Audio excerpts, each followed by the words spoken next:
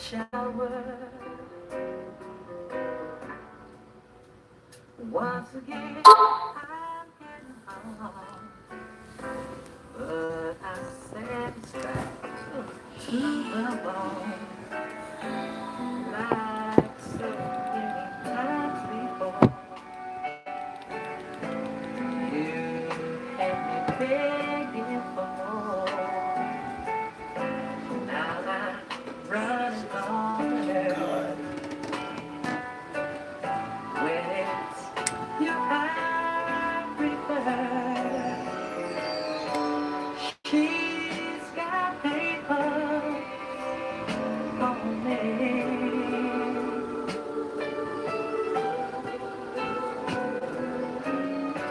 She's got papers on me.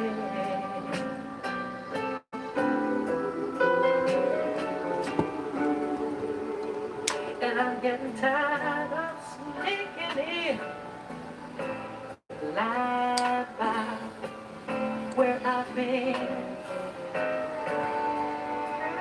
How long can this go on?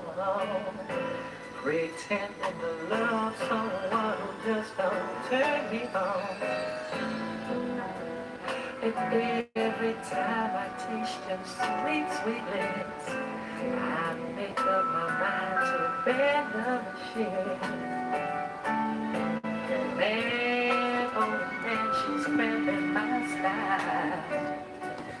I look in her face and see your sweet smile, but she's got papers on me.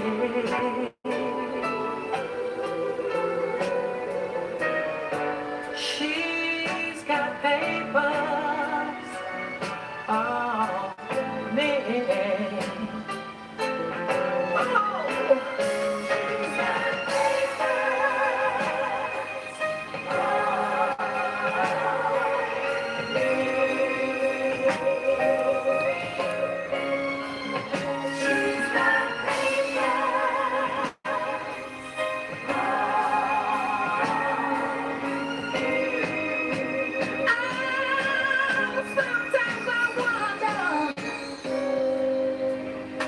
What is she getting out of it?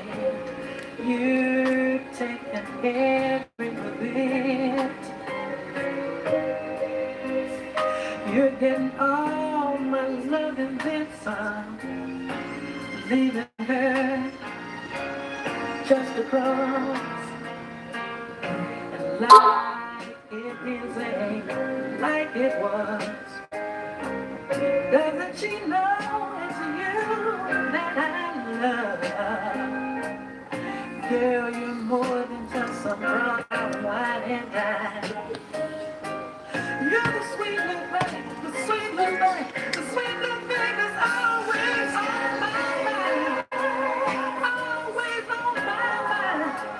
Girl, you always, always, always, always on my mind. But she's got these papers on me, and she won't set me free. I never should have kept the game, but I still ain't about you too late. What am I gonna do about that, babe? Oh, yeah, yeah, babe. Well, what have we here? I know you thought I was all the way on my job by now. Well, I forgot my sweater and I'm on my way back and I started thinking, you sure been acting strange lately. And what is this I hear when I walk up to my bathroom door? You singing about some other woman. Let me tell you something, Mr. Looks So Good. From now on, this house is where you used to live. My. Don't we look pretty in that suit my money bought? You better come on downstairs and have a seat. Don't you get too comfortable now, because you won't be here that long. Now, I'm not exactly sure about what you're doing, but I know you're doing something. I gave you the best years of my life, trying to be a good mother and a good wife. Woo! I made you what you are. Come on now. I made paid the house notes. I put you through school. I paid for that pretty car you riding your woman always Woo! around in. Now, if I can't be number one, I will Not be number two. unless Unless I want to want be. And right And now, I'm I in no mood to be number two.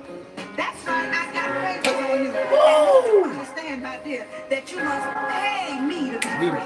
That's what I say. You gonna pay me for my years and my tears, but all my wasted years. Woo! Being with me hurts you. That's that black love. Dig me anymore, but I'm hurting too, and you can tell that dizzy broad, you know the one you singing about, the miss sweet little thing that's always on your mind, that I'm not letting you out of this unless you buy me out. I'm not going through no more hard times or bad times, because I can do bad All by myself. All by myself.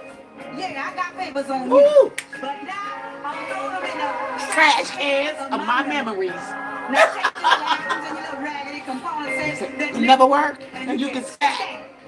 You hear me? Just use my life up, use my fire. Hi everybody, good evening, happy Friday. To God be all of the glory, allowing us to wake up seeing a day that we never seen before, and allowing us to be safe and in comfort and out of harm's way. I've been going through this thing. This is Black History Month, y'all, so y'all gonna hear all kind of old throwbacks of soul, funk, storytelling, beautiful ballads or whatever from our ancestors. Okay, Betty Wright, that was her. She was reading this brother.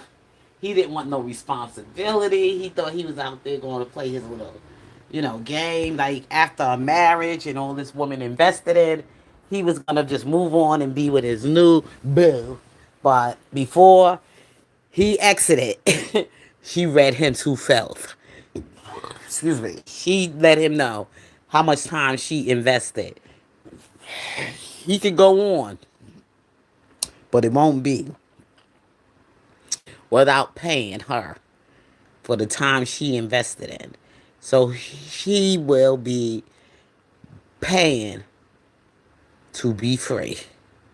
That's what she broke it down to. You got to go back and look back at those old school throwbacks. It always had a story, a message that was clear. To God be the glory. And we are still here. All that they told along the way. That's why I do this stuff. So right now, we're going to talk about some other stuff, which my title brings, of course, about Pan-Africanism does not benefit FBA. I'm going to be very brief with this because we right now still in mourning of one of our great civil rights leaders, Reverend Jesse Jackson. We love Jesse. I know I love Jesse. He was a hero in my life for what he's done for me from my childhood that I could remember. That moment when he stood on our stage during our graduation as our speaker and said to us black and brown children in the Bronx, South Bronx, this is facts. You are somebody. You are somebody. After his political career took a turn within the other years of the 90s, I guess, after he started running for his position in presidency, that's another thing, okay? I was too young to really understand all the other heavy stuff behind that. And so was a whole lot of other people who followed his work throughout his career. Um, this is not no time to be bashing his past of what he's done for so many millions and thousands of us that he gave hope to. Now, for those now coming up, they saw something different. So I can't really, you know, discredit them for what they felt. okay, and how they express their feelings, because there's a whole lot of things that is messy that has got with Jesse. Um, and we want to tell the truth. And we want to see what we can go forward to do to correct that. They have a voice, and they should be able to feel able to share their views and their perspectives. Okay, as far as for our black leaders in civil rights. And one thing is that we black Americans, as far as black Americans from the beginning, Jesse did say foundational. We were the foundation. Then the language changed, becoming more black and brown rainbow collision.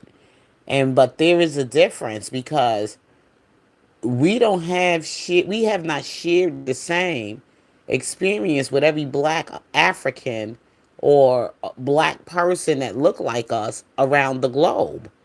Everybody's experience have been different. So we cannot say that we're Pan-African. And when they come here, they have used that to their advantage to dilute us and to erase us. And that's why black Americans who actually have had roots here, grassroots here, from the beginning of being chattel children of slaves. It's a difference. We cannot save every situation in every part of Africa in people that have been in some kind of oppression from their own nation. It's totally different for us. And for them to come here and want to replace us is wrong. And this is the reason why I agree with President Trump on a whole lot of things. Whether we want to look at it in the lens of God, or we want to look at it in the lens of our flesh. But the thing is that President Trump is right. We have to delineate. We have to know who belongs here to us as black Americans and who don't. It's not the same history. It's not. Our history is different from theirs. And some of them have sold us here. They come here and they cosplaying and benefiting off of cosplaying African American. I mean, we're not African Americans. We are Americans, because there's so many other things that are mixed up inside of us, other than just being from Africa. We have indigenous genealogy. We have come from Indian. Um, some of us were children of some of our slave masters. So we have a whole lot of different history to us than they do in America. Not over in their country where they come from, but here in America we do. We have a whole lot of other things mixed up in us through our experience as foundational black Americans. And if they have it over there where they come from, then it's not the same from how we have it over here, from where we come from. Totally different. Because we not fleeing.